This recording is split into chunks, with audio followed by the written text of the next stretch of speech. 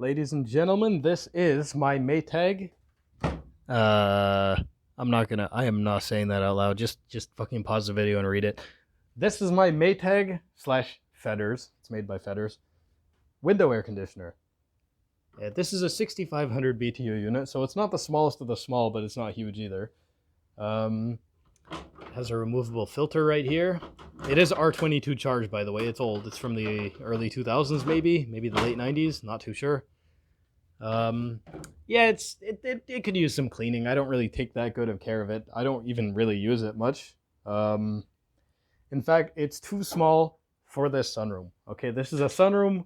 Sunlight comes in. There's an entire window pane missing there. So it's just the cold air just escapes, or the hot air displaces it rather. So I don't really use it. Like, I just put it here to flex on some. I had some family from Denmark come over. I just put this in to flex that our sunroom has an air conditioner, even though it doesn't really do much. I mean, this old thing, really, I use this a lot more. I stick this in the window. This big fan. It's a condensing fan from an old Keep Right air conditioner, by the way, with a 120 volt motor on it. Anyways, I'm getting ahead of myself. So this unit, it could use some cleaning, but it works. The filters are clean. It's a digital unit, which is uncommon. Like this one I just picked up from the trash has a thermostat. And I like these for their simplicity and reliability, but I don't like them because they're a little bit inaccurate. Like, there's no temperature setting here, so you kind of just got to figure out where the sweet spot is. The nice thing about these is that you can actually set a set temperature. It'll be pretty exact. It'll be close to it. Anyways, let's get into it. The outside is pretty clean because I did open it up. I cleaned it. I resealed all the styrofoam. The motor's good. No bearing noises. It's very low usage. It was given to me by a very... Oh yeah, the coil is a little bit damaged, but it's fine. It's just a couple dents. Doesn't hurt nothing. Not much. Yeah, as I was saying, this was given to me by a really good friend of mine, and he wasn't using it because one issue that they had is when it was running for a few hours, water would just start pouring out the front. It would start dripping down the cord. It would end up on the power outlet because, you know, no drip loop. And yeah, it was making so much condensate that the little slinger wheel and the condenser coil couldn't actually keep up with it. So I drilled a hole a couple of years back, and it's been fine ever since. It is starting to rust a little bit from there. I probably should have prepped that better, but I was in high school at the time. I do need to clean it up a little bit. Oh, and it is missing the remote. I believe this unit did come with a remote, but it's lost. Nobody knows where that is anymore. Also, the GFCI thing here doesn't work.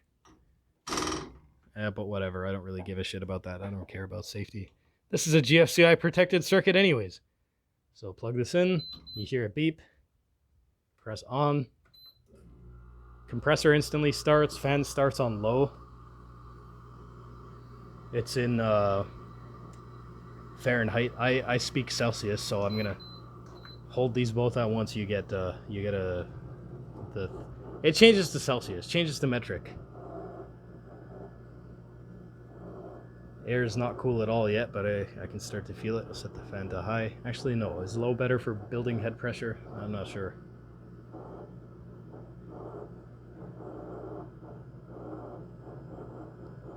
Still warm. It is a fully charged unit, but it takes some time to get going after a long slumber. There we go. Now it's starting to kind of get a little cold. Once this gets up and going, it is really cold. It's nice. Set the fan to high, maybe. Alright, fan's on high. Nah, maybe I should have left it on low. Anyways, it'll cool down. Give it some time. It's been a long slumber. I haven't used it in forever. I'm only turning it on for the video. Because again, it doesn't really cool this room very well, and plus the door's wide open, so why am I doing this anyways?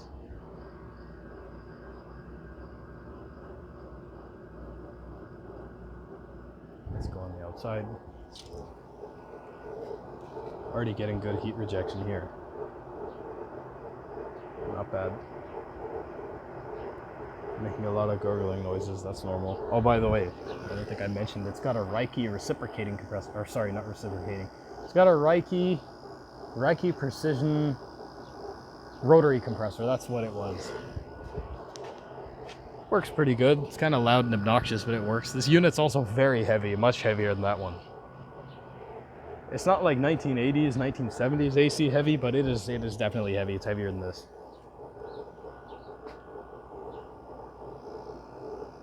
Yeah, nice and hot. This one dehumidifies so well. There we go. That's nice and cold. That's what the doctor ordered.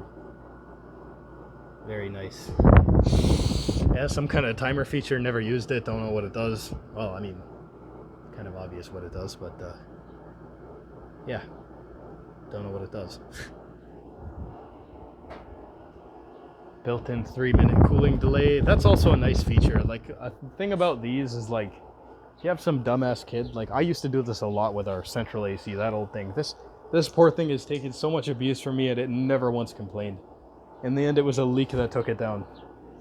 But anyways, yeah, some dumbass kid like me could just keep doing that and burn the compressor out. Or like keep tripping the overload until it burns out. These things have this 3-minute is really overkill. 3 minutes is really overkill, but no kind of kill like overkill. I mean, I guess it's better than it not being enough time and you blowing your compressor up.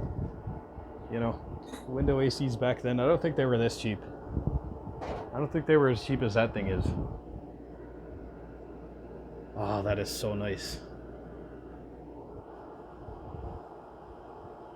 I thought about putting that over there in that window, and then maybe together they'd be enough to cool this room. But I'm just gonna get my ass kicked on the power bill, so I think I'm just gonna fix that one up and sell it.